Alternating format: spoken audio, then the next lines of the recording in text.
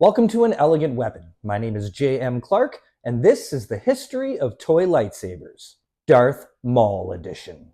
That's right, on this installment we feature the Dathomirian Sith apprentice turned crime lord, Darth Maul.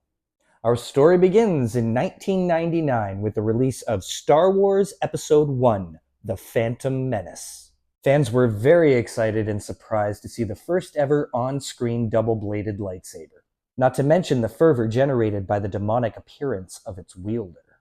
The Phantom Menace gave us the first toy lightsabers released since the electronic versions produced during the original trilogy re-release during the mid-90s. This is the first Darth Maul toy lightsaber ever produced by the Ruby's Costume Company in 1999.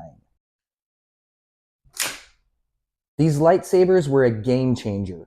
For the first time ever, we had toy lightsabers with fully retractable blades. Hasbro would follow suit in 1999 with the double-bladed electronic lightsaber. The design of this electronic lightsaber was unfortunately the same as ones in the past. It had to have a third of the blade still sticking out of the hilt. In canon, Darth Maul constructed this lightsaber with the use of knowledge gained from ancient Sith texts, as well as a Sith holocron that belonged to Darth Sidious. In Legends, he constructed this lightsaber using knowledge from the same sources, but because he found it a necessity after losing to Jedi Master Ciolo Ermonka. Ermonka defeated Darth Maul with the use of a Force-imbued wooden staff, which inspired Darth Maul to construct this lightsaber. He would continue to wield this lightsaber until it would be severed in half by Obi-Wan Kenobi during the Duel of the Fates. Maul would then be severed in half himself by Obi-Wan Kenobi, falling to his apparent death down a power reactor shaft. Maul would later be discovered to have survived this ordeal through the use of the dark side of the Force and a cobbled-together set of cyborg spider legs, although be it in a crazed and broken state of mind due to this ordeal. Maul would later return after being rescued by his brother, Savage Opress, during the Clone Wars. Which brings us to the Hasbro Darth Maul Ultimate Effects lightsaber from 2012. For a while after Darth Maul's initial return in the Clone Wars, he would wield one half of his original lightsaber. This half had been returned to him by Savage Opress, who had salvaged it while rescuing his brother from the junk planet Lotho Minor. Darth Maul would use this lightsaber to cut a swath of destruction through the galaxy on his quest for revenge and power.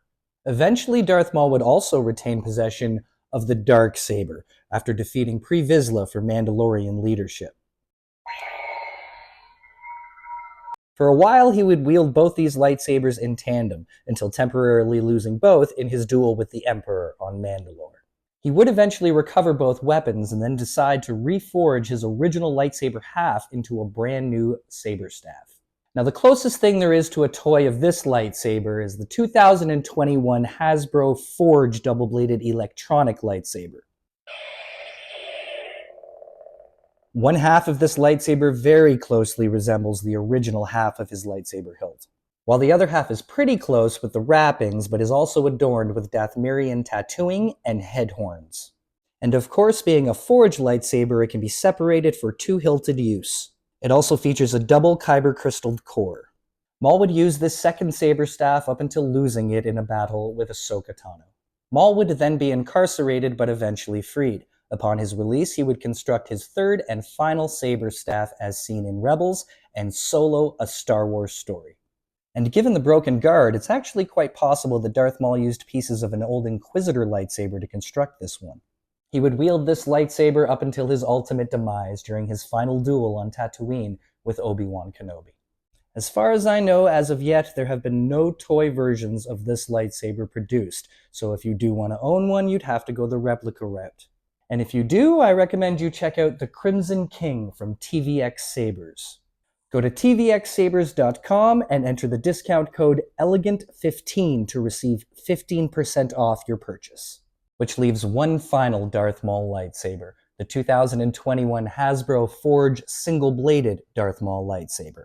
Now, this lightsaber does not resemble any of Darth Maul's actual hilts, but rather it is meant to be inspired by the look of the character himself. And that's the history of toy lightsabers, Darth Maul edition. I'm J.M. Clark for An Elegant Weapon. Thanks for watching.